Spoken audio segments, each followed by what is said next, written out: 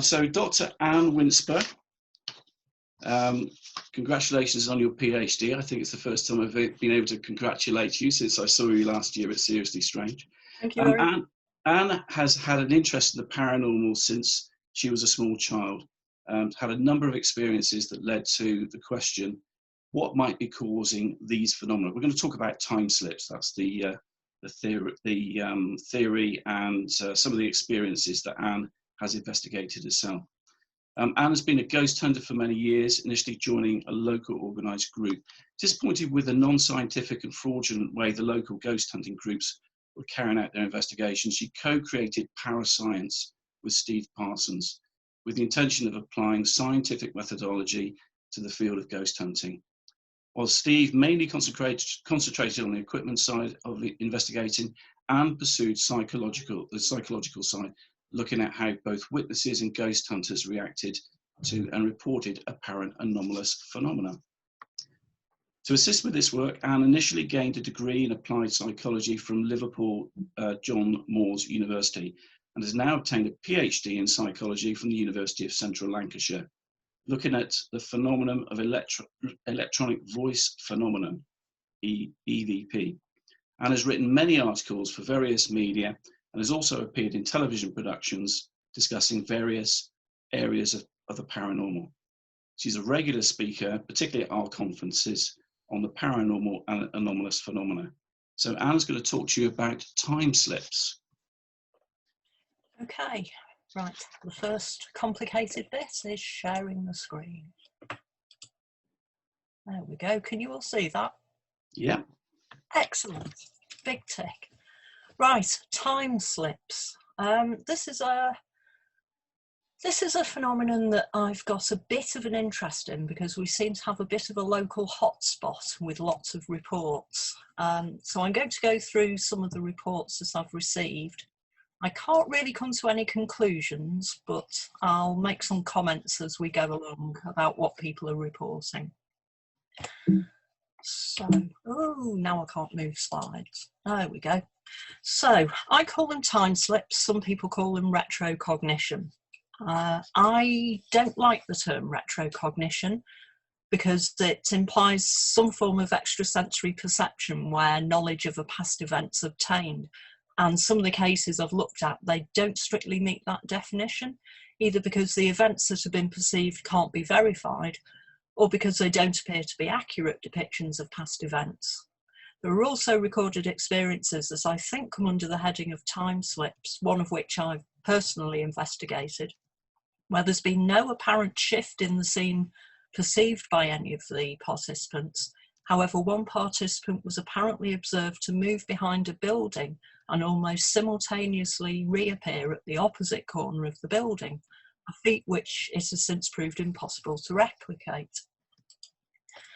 So a quick reminder, the most famous case of an apparent time slip is the Moberly-Jourdain time slip in the gardens at Versailles. For those of you who may be a bit unfamiliar with this, I'll do some quotes from Ironmonger's book.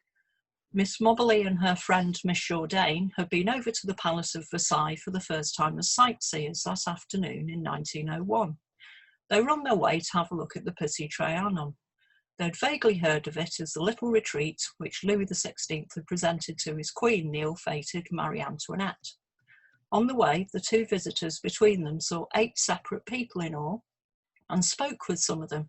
2 gardeners, as they called them, in long greyish-green coats and small 3-cornered hats, a red-faced running gentleman in buckled shoes, anxious to divert them from their course, a woman and a girl in a cottage doorway, an insolent footman, a haughty lady in unusual old-fashioned clothes, apparently sketching trees, and perhaps the most impressive of all to them both at the time, a dark-faced, pock-marked man wrapped in a heavy black cloak and wearing a large hat, the very figure of a stage villain.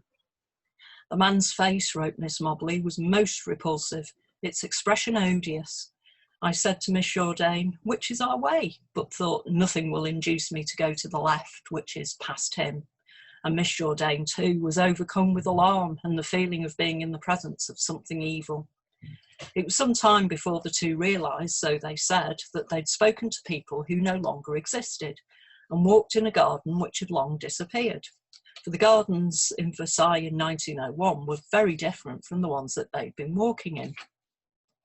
There's been much debate over the years concerning the veracity of these reports, but I'm not going to go into details of this case because we could spend the whole evening just discussing this one case, and I still don't think we'd reach any conclusions. However, there's some elements of the case that I think are particularly significant, notably the following, taken from the first edition of An Adventure. From the moment we left the lane, an extraordinary depression had come over me, which, in spite of every effort to shake off, steadily deepened. There seemed to be absolutely no reason for it. I was not at all tired and was becoming more interested in my surroundings. Everything suddenly looked unnatural and therefore unpleasant. Even the trees behind the building seemed to have become flat and lifeless, like a wood worked in tapestry. There were no effects of light and shade, and no wind stirred the trees. It was all intensely still. Well, personally, I'd only ever read the story of this apparent time slip as a curiosity, but then we started to get reports of contemporary time slips, reported both to parascience and to others. I'll present some of those cases that were reported directly to us. There are similarities between the cases, but there's also individualities which create something of a puzzle. So the first reports I became aware of were clustered around the centre of Liverpool, particularly the Bold Street area of town. Bold Street itself used to be known as the Bond Street of the North and was originally laid out in the 1770s. There are apparently some secret passages underneath the pavement, and the Lyceum building on the left in these pictures was built in 1880 as the first gentleman's subscription library in England. The area's got a very rich history. Sadly, I've spent many, many hours of my life on that street and never actually seen a time slip myself. Sorry, you'll have to excuse me drinking. I did the most enormous sneeze with hay fever before, and I think I burst a blood vessel in my throat, which was quite spectacular. Okay, so this is the first case. This is a chap called Jamie. Obviously, I've changed the names. And he was walking one day in the early 1980s down Renshaw Street. Then he turned by Rapid into a little lane that takes you over the railway line and emerges by what used to be the Bureau Bar. He'd worked in Liverpool for some time and he knew the shops very well, noticing the ones that are closed down, such as Collinson's. There's an advertising flyer there. And the shop had left empty shoe stands and hat stands still in the window. Jamie carried on walking. He was going to meet his wife in town that Saturday afternoon.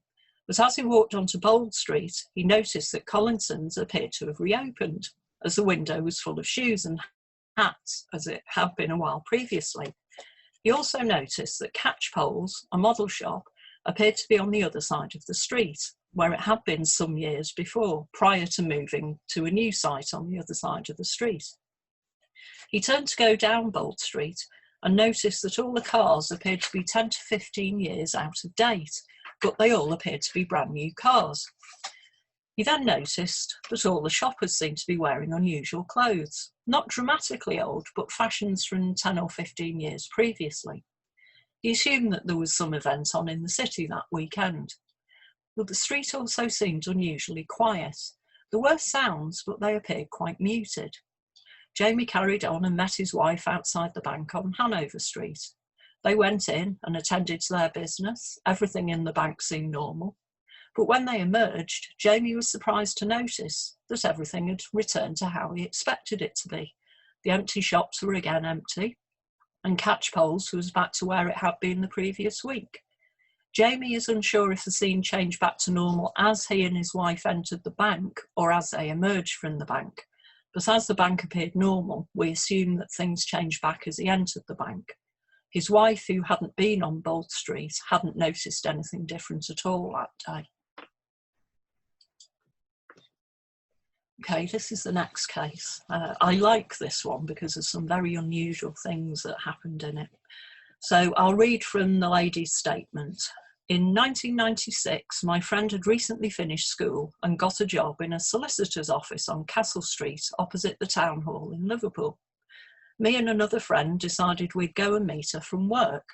Having never been any further than the top of Lord Street, we joked that we'd probably never find it, as neither of us had been to Castle Street before, and we stopped to ask a lady for directions. She pointed us in the right direction, and we followed her instructions to walk past Boodles and turn right. The sky went dark and it started to rain.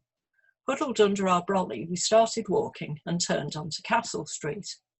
I do not remember passing the Law Courts or the Victoria Monument, but we passed a series of roads instead with buildings that had slate-type roofs. As we walked up Castle Street, there was no traffic, just the odd black car. I didn't take much notice of the type, but both of us presumed it was a pedestrian-only road due to the cobbles. We joked to each other about how all the businessmen were wearing long black coats and bowler hats. Some of them had umbrellas and others had canes. We knew this area was the business district, but with neither of us ever having been there, we didn't think it strange. I remember walking past a gentleman in a bowler hat who looked at me very strange, and I joked to my friend that I did not realise people still dressed like this. After walking up Castle Street, we finally came to the end, looked up at the town hall, and all of a sudden traffic started coming up the road from behind us. We looked around and saw we were standing in front of the solicitor's office where we were going to meet our other friend.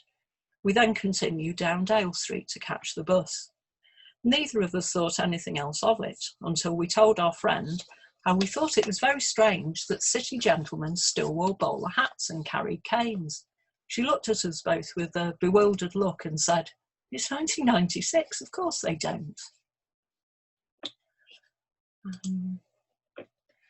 Okay, this is the next one, again in the main area of Liverpool, but not quite on Bold Street. This is a Mr. Jones, and he was 17 years old at the time of this incident, which took place in November 1971. At the time, he worked in the Liver building, and he used to get the bus to Birkenhead, then the Underground to James Street. Looking at the alleyway that the lifts exit from, the right-hand side passageway was blocked off. The lift was totally full at 8:30 a.m. This always used to be our favourite station as teenagers because you could get the lift up and sneak out of a back alley without having to pay for the train, but they cottoned onto that and you can't do that now. So Mr. Jones turned right out of the lift onto James Street. He was on his own and he suddenly realised it wasn't 1971. The people on the street were wearing old-fashioned clothes. There was a paved road and cars. It looked to him more like 1949 or 1950. On one side of the road up the hill, there were reddish-coloured buildings instead of the grey ones he was used to seeing. Mr. Jones describes being very scared. He turned around but could no longer see the station and cannot remember being able to see the alleyway. After a couple of moments, he backed up, terrified, and then turned around and quickly walked towards what he described as something. He cannot remember what was there. It might have been an alleyway, but such was his fear at the time that he cannot remember, despite trying hard. He entered a dark place, but recalls that the alley is dark, so it could have been the alley. Everything then went light, and he found himself back in normal time, back behind the station.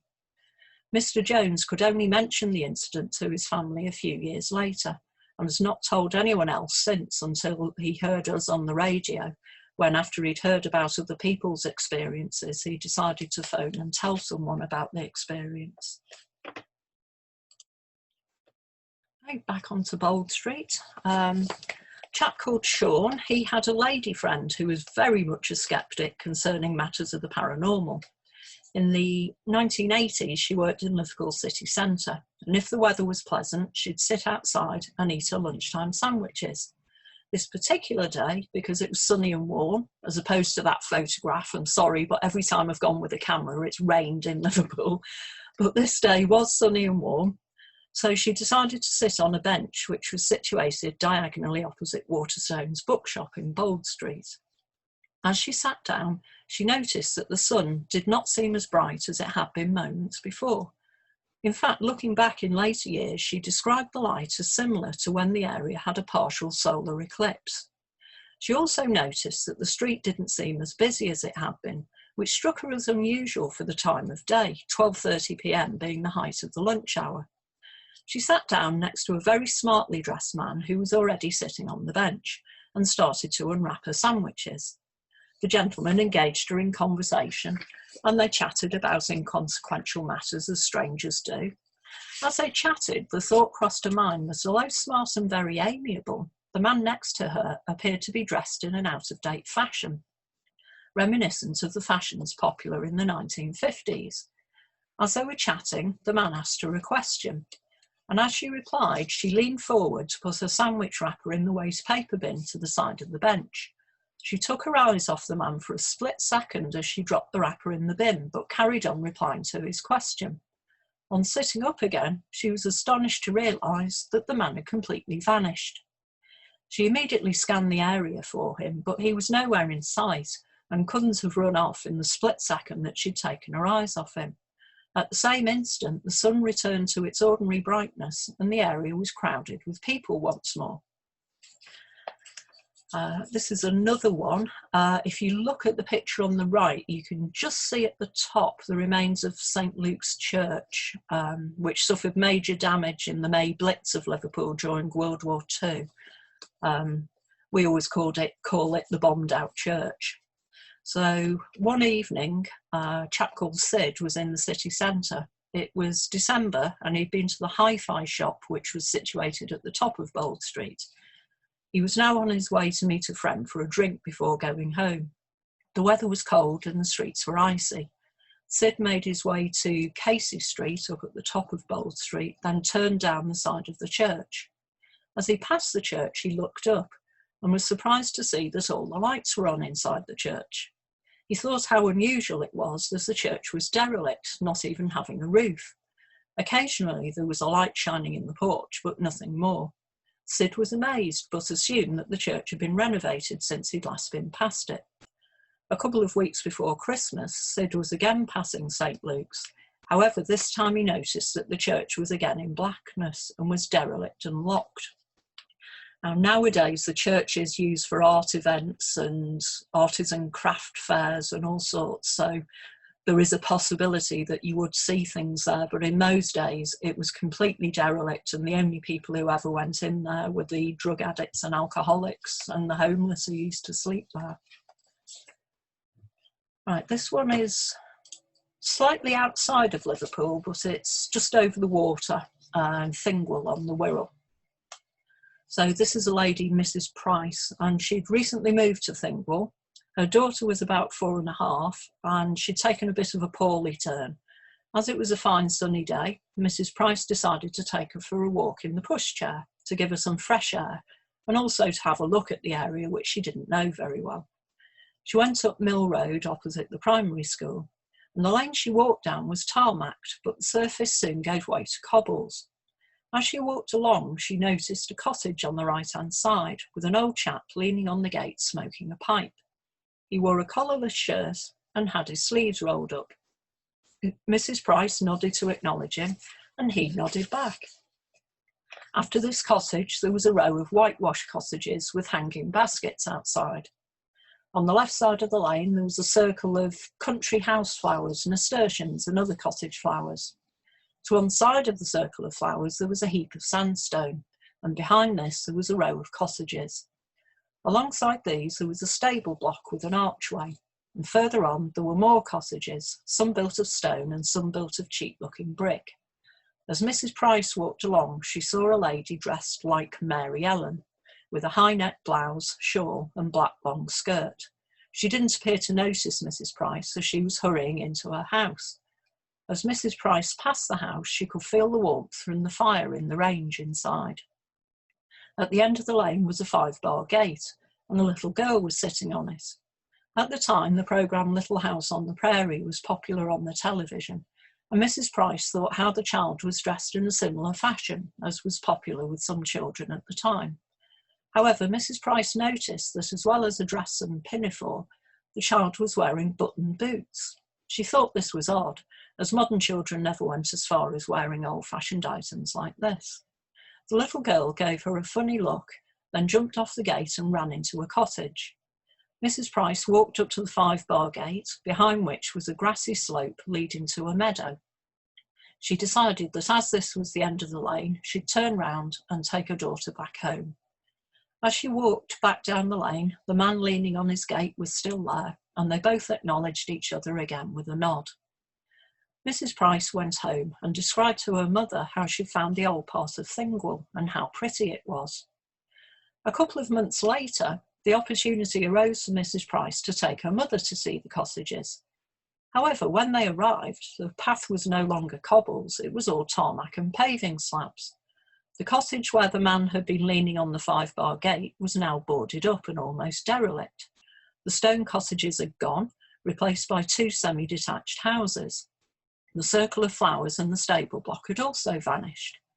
At the end of the lane, the 5-bar gate no longer existed, and down the dip was now an estate of bungalows. Mrs. Price remarked that whilst houses were built quickly nowadays, there was no way the entire area could have changed so dramatically in just a couple of months. About 8 years later, Mrs. Price was involved in a dispute about a footpath. Her solicitor suggested that she should obtain the 1830 tithe map of the area and check the footpath on that. After some difficulty due to the lack of dwellings on the map, Mrs. Price located first Woodchurch Church and then Thingwall Village. Mrs. Price was surprised to find that the buildings on the map exactly matched the buildings she'd seen the day she was taking her daughter for a walk. The pile of rubble she'd noticed was actually the remains of Thingwall Mill, which had been destroyed in a hurricane. Okay, the next case, we're moving south a bit. This one's in Southampton. Again, I'll read out the lady's statement. It was 1970. My mother and I would often go for a walk together on a decent sunny day around Southampton. At the time, we lived with my father and one of my sisters, the other being married, in a maisonette in an area called Golden Grove in the St Mary's area of the city. We went for a stroll to chat and relax and walked into St Mary's Street, by St Mary's Church, and crossed the road by the old Chantry Hall and headed more into the centre of the city. We ended up walking by the old hotel and turning right into Queen's Terrace, a row of 18th century houses which we used as offices and which faced a park which looked onto the many entrances of the docks. As we rounded the corner, I tried to imagine what this street would have been like in the 18th century, and in my mind had the vision of a man dressed in one of those black top hat styled hats which narrowed at the top, a black knee-length coat which was open, black waistcoat, frilly shirt, trousers just below the knee, those tight-like socks they used to wear, and black shoes with buckles. Whilst I was amusing myself with this notion, we could clearly hear the sound of music as we rounded the corner.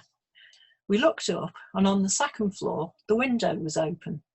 We could clearly hear the sound of a harpsichord being played extremely skillfully, and could even see the man's head, he had his back to the window, bobbing as he played in time with the music. There were very heavy-looking curtains tied back to either side of the window. He had greying hair tied back with a ribbon, and I could see the top part of a wonderful jacket. It was embroidered with lots of different birds in different colours. We were so fascinated that we listened for some time, failing to notice the total lack of traffic or any other noise.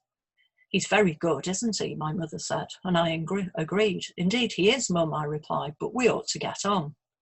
So we continued our walk, the sound of his playing fading as we made distance, but still failing to notice the utter lack of any other noise, and we turned the corner. After a while, we decided to end our walk and go back the same way we'd come. As we came into Queen's Terrace, we were hoping to hear the man play and walked down to where the house was. We looked up and were quite shocked to see the window in question completely boarded up. I looked at my mother and she at me, for it was only 5 minutes since we'd gone by. We discussed this afterwards once home, because even if you had half a dozen men to do the work, we would have heard them hammering and banging as they put the boards into place, but we heard nothing.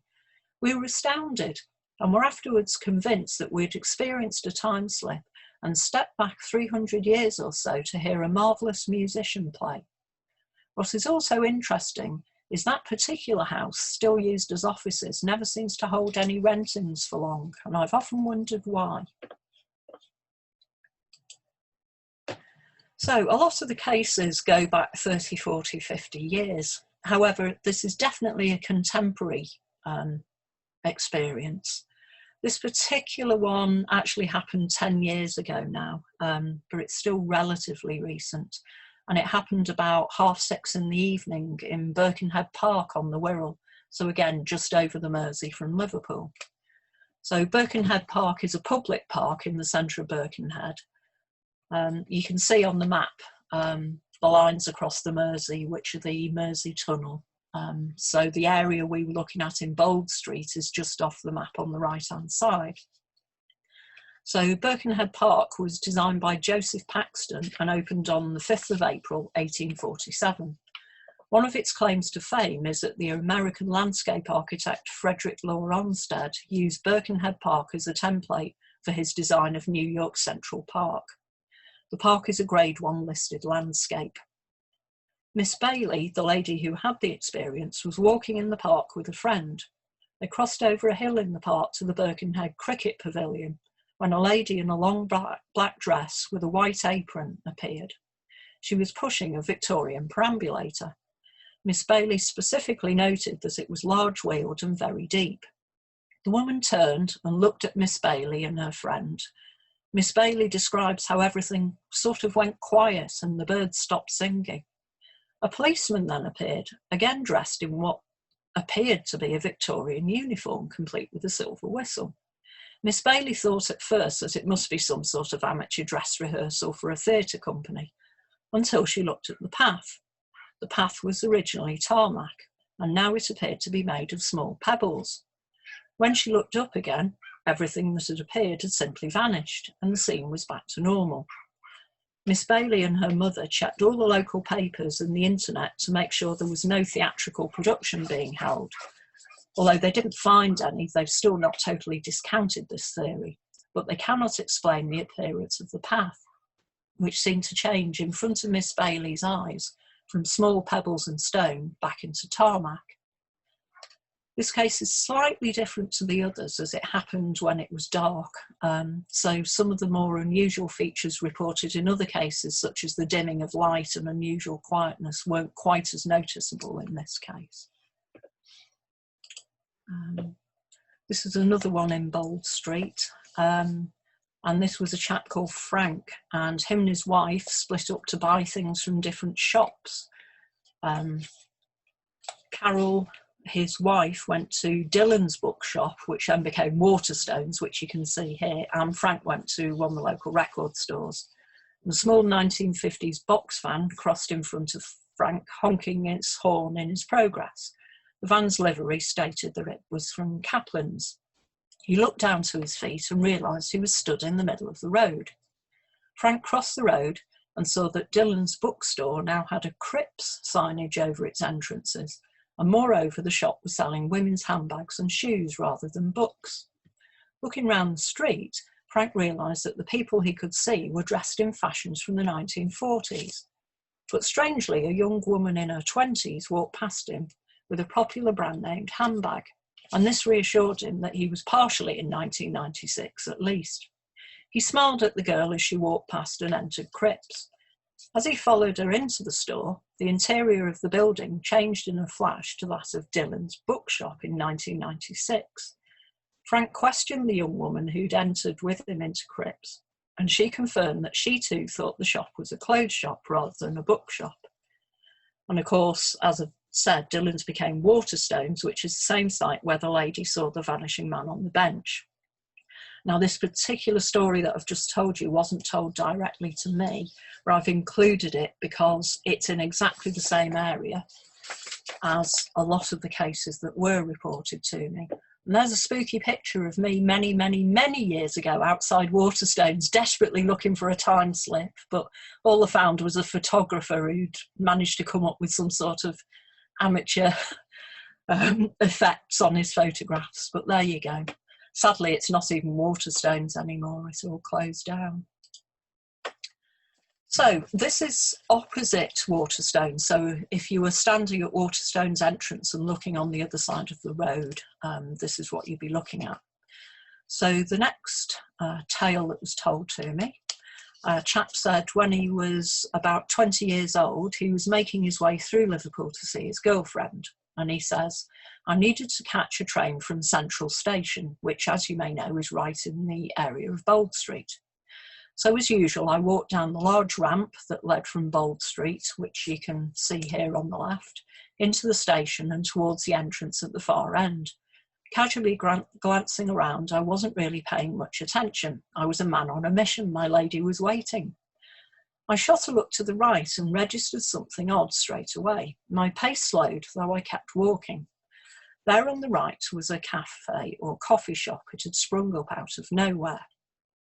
At the time, I thought it was odd, as my girlfriend and I often went to places round there, and only the other day had walked down the same ramp, and that cafe was definitely not there then, and neither had anyone been working on any such shop either.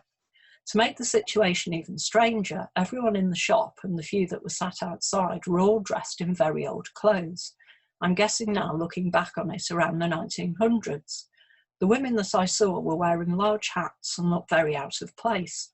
My first thoughts were, is something being filmed? And maybe it was a special day the cafe was doing and everyone was getting dressed up. So I just put down my lack of noticing it there before as being one of down to age and not really paying attention. I glanced ahead to make sure I wasn't going to walk into someone, and when I immediately looked back, the cafe was gone. At the time, I just put it down to me being weird, but it was only recently that I heard about Timeslips and made the connection, and it bugs me to this day that I didn't just walk over to the cafe and talk to the people there. However, I was really freaked out, and whilst others have said I'd ask someone to look me up, I can assure you that the actual event is so disconcerting that you don't think along those lines. The first emotion you experience is fear and an overriding sense that something is very wrong. Now that one does intrigue me because, as you can see, there is actually a cafe there now, but it didn't used to be a cafe, it used to be the post room.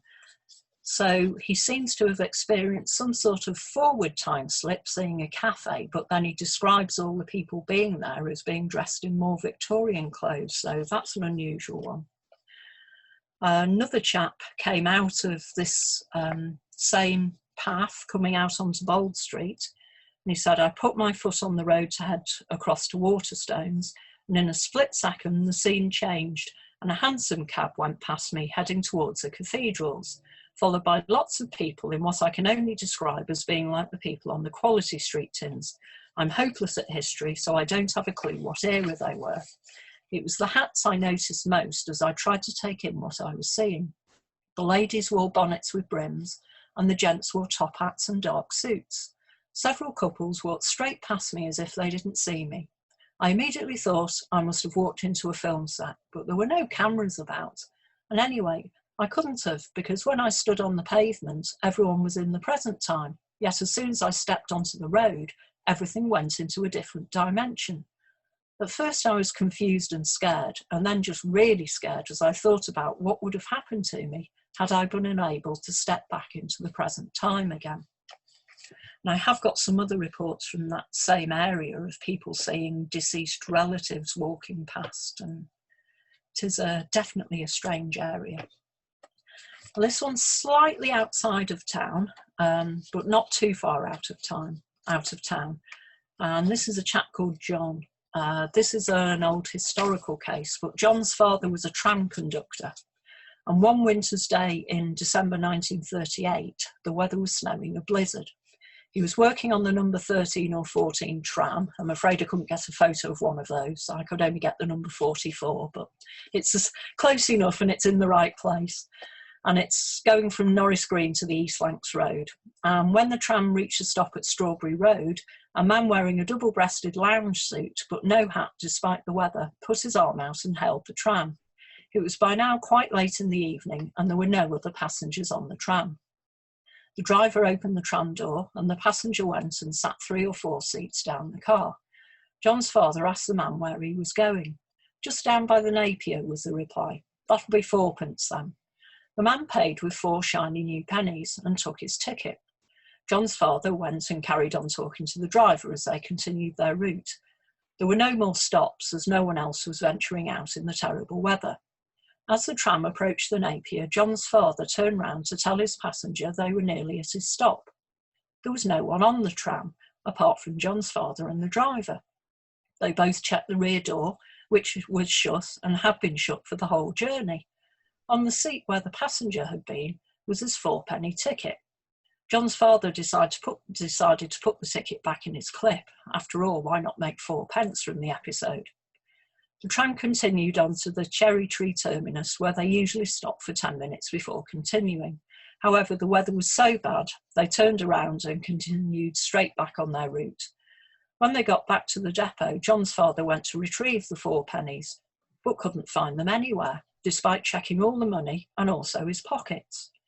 As he thought about it, he recalled that the pennies had not only been brand new, but bore the head of Edward VIII, whereas the current monarch was, of course, George VI.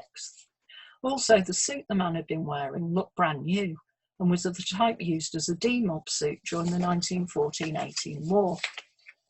John's father assumed afterwards that the mysterious passenger had in fact been a soldier who'd been demobbed during the First World War, who had subsequently died before then appearing on the tram.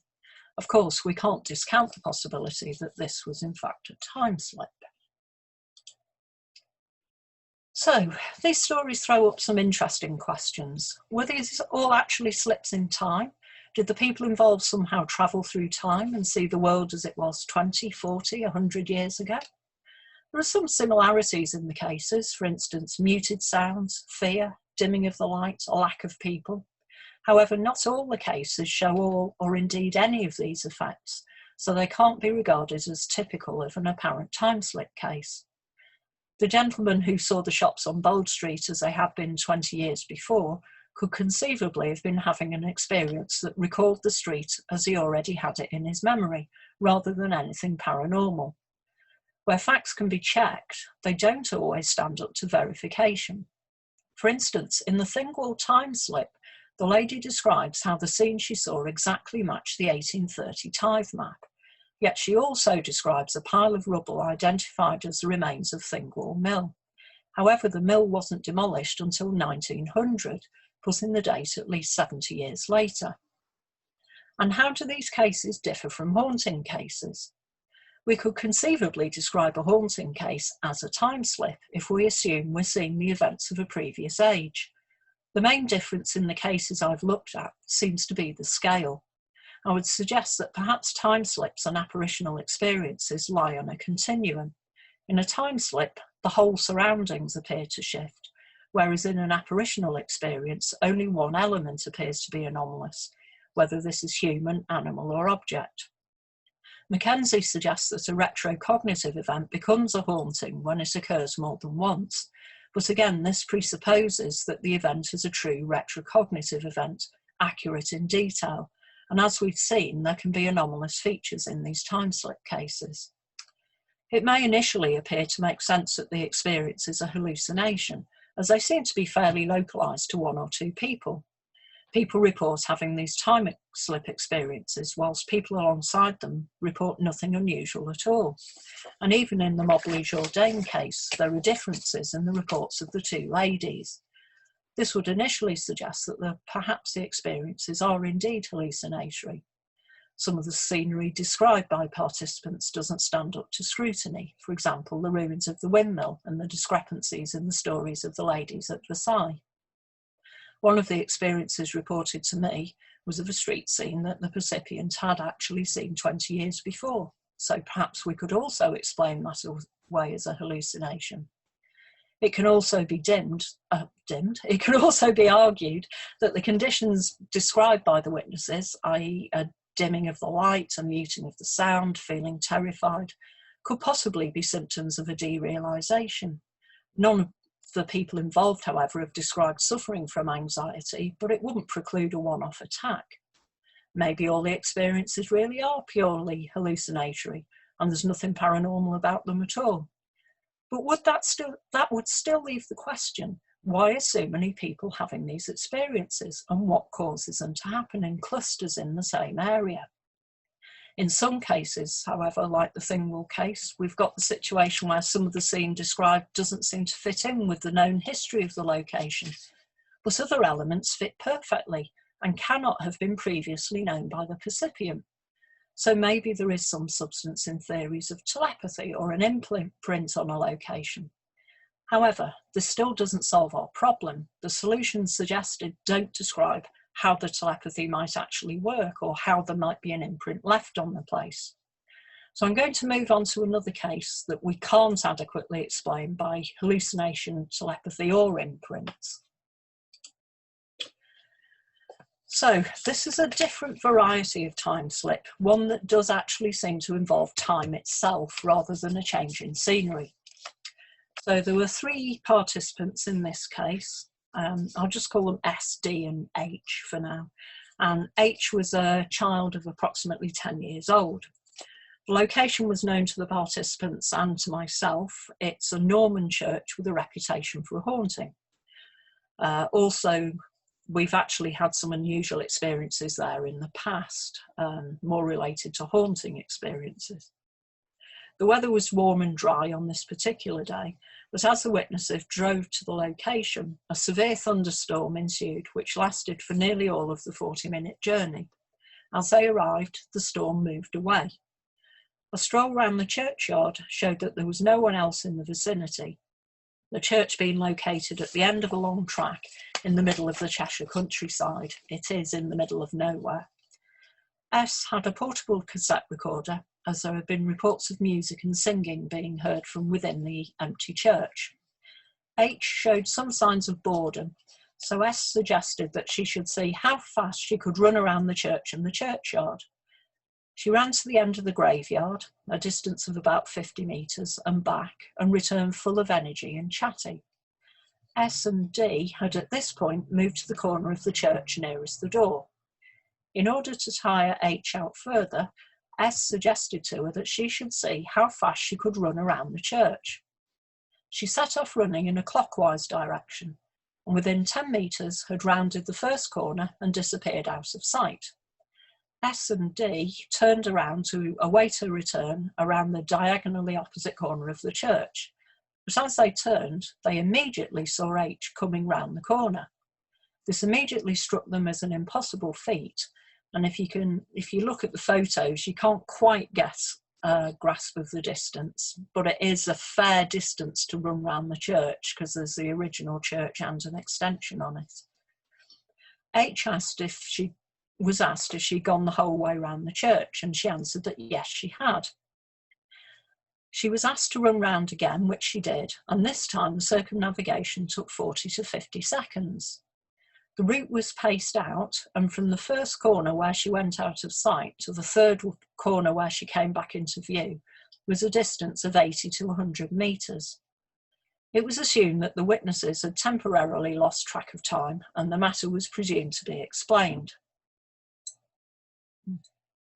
All 3 witnesses then placed a cassette recorder in the doorway of the church and switched it on. All 3 then went to sit on the bench on the side of the church underneath the main church bell. S lit a cigarette whilst they moved position.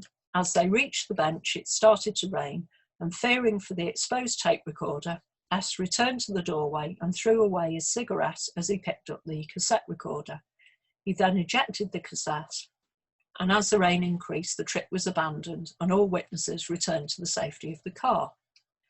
On returning to the car, D asked if he could hear the tape, in case anything had been picked up on it, specifically any EVPs. It was thought that as the tape had only run for a couple of minutes, this was unlikely, but the tape was placed back into the cassette recorder and played. On the playback could clearly be heard the 3 witnesses talking and mentioning that they should go and sit on the bench, and then the sounds of them walking away and growing quieter. After a couple of minutes, the tape didn't seem to have recorded their return. So the tape was fast forwarded to listen for the sounds of their return. When this point was reached on the tape was played and you can hear the sounds of the witnesses very clearly returning. Approximately half the tape appeared to have been used. So it was assumed first that rather than a C60 tape, a C30 had been used, despite the label clearly stating it was a C60. The tape was checked once the witnesses had got home, and the total recording duration from the start, as it was switched on in the church doorway, until the witnesses returned and it was switched off, was actually 14 minutes and 12 seconds. The middle part of the tape, containing the anomalous section, consists of approximately 11 minutes of quiet sounds, including occasional bird song, the wind blowing the leaves in the trees, and other non-specific quiet sounds, quite in keeping with what would be expected from a recording in that location. The machine and the tape were both checked for malfunctioning, and it appeared that the equipment and the cassette itself both functioned properly. Other tests and test recordings made the following day with the same machine further demonstrated the unlikelihood of some malfunction. So we seemingly had 2 time anomalies within a 30-minute period. One was entirely subjective and was only noticed as being unusual in any way by 2 out of the 3 present. The tape incident was confirmed by all 3 persons as to being unusual as the duration of the tape recording severely mismatched our perception of the time the event took in reality. So this event showed no apparent anomaly in the scene presented, although the church has been present at the location since approximately 1150 and is one of the oldest ecclesiastical buildings in Cheshire set in the middle of farmland. So the scenery will not necessarily have changed too much over the years. The event strikes me as being something that may occur more frequently than is realised, as I myself can think of many an occasion when something slightly unusual has occurred, and normally these events are put down to something mundane, such as not paying attention or misperceiving something. Even the testimony of 2 witnesses would not necessarily be enough to make anything of this case, but the coincidental tape recording that also appeared to show an anomaly, that gives this case far more weight.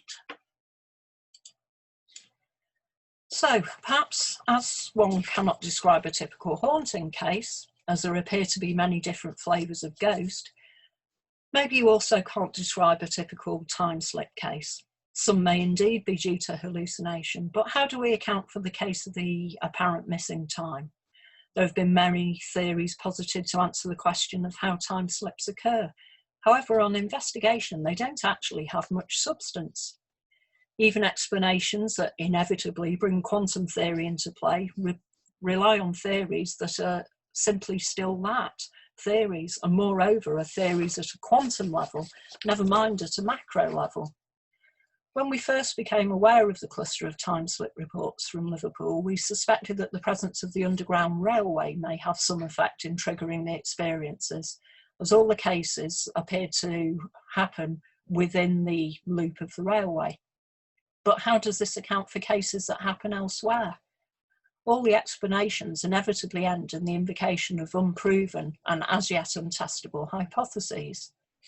For the future, I'm hopeful that the current proliferation of CCTV cameras may have at least one benefit. If someone reports a time slip and we can obtain the CCTV footage, we may at least be able to answer the question of what physically happens to the witnesses during one of these time slips. So if anyone does have a time slip experience, please report it to me as soon as possible so I can go and try and find the CCTV footage, because I'm absolutely fascinated to find out more about these cases. Now, that is really only a quick flavour of the cases that we've come across, but I hope you agree it's a fascinating phenomenon and one that I really want to know more about. Thank you very much. And that is absolutely a fascinating subject to get your teeth into. We've got some excellent questions from our guests. Are you able just to stop sharing the screen and then we can see some of the guests? That's great, thank you. Okay, so I've got a question first. And I'm sure you've already thought about this, but is there any correlation between the locations in Liverpool and any other sort of paranormal or anomalous activity taking place? Are you aware of any other things taking place? It's very hard to tell because it's a big city and big cities are stuffed with ghost reports. So if the events were happening somewhere quieter, it might give us a bit more of a chance to look at it. But everywhere you turn in Liverpool, there's reports of ghosts and strange phenomena and unusual happenings. So it's hard to tie down. The thing that does impress me, even though there are reports from different areas of the town, is the sheer volume of reports from Bold Street and that particular area at the bottom end of Bold Street by the old Lyceum. Yeah, definitely. And I mean, it's an area that I've not visited Liverpool for many years, but certainly next time I pop into Liverpool, I think I'm going to spend a bit of time around the Bold Street area just to see whether, just to experience what's, going on there. It's absolutely fascinating. And I was particularly fascinated by your case 8, where the guy is walking to the handbag shop or the haberdashery, and as he gets to the shop, the girl has seen the same thing. It's that they're two independent people, aren't they? It's absolutely fascinating. We've had another one that I've yet to try and work out what happened from that exact same building, what was Waterstones, where a chap was walking into Waterstones and he saw himself walking out of Waterstones at the same time. Wow. A doppelganger. Yep.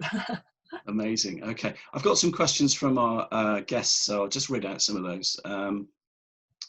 So let's have a look at the first one. So this one's from Ian Rowley. Are you aware of any instances of time slips into the future on Bold Street? Not on Bold Street. There are some reports across the country of time slips into the future. They tend to be most often reported by pilots, weirdly, who are flying over airfields, and it's all shiny and different. I've not had any reported to me from Bold Street, though.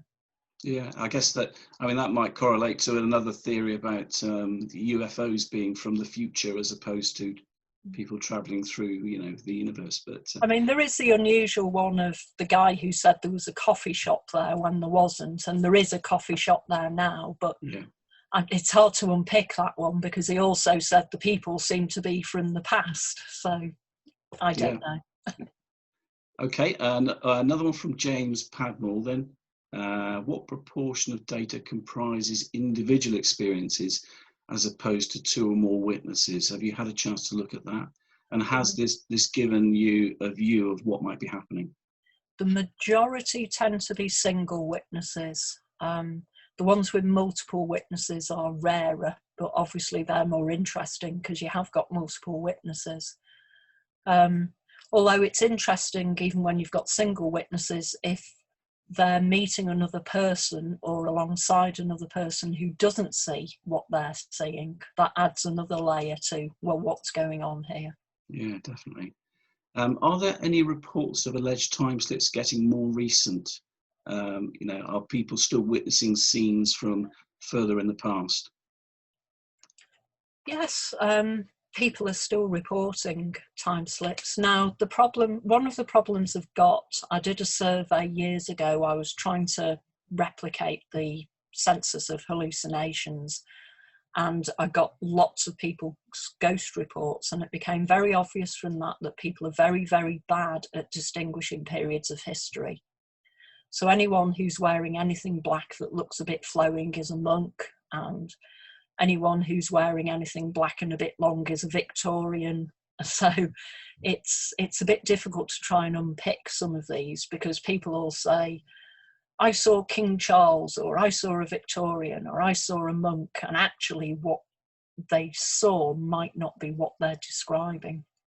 So it's very difficult to pin these down. Yeah, and it's all, because of the nature of these incidents, is all you've got really to go on is the witnesses, isn't it? And what they can remember and what they perceived has taken place.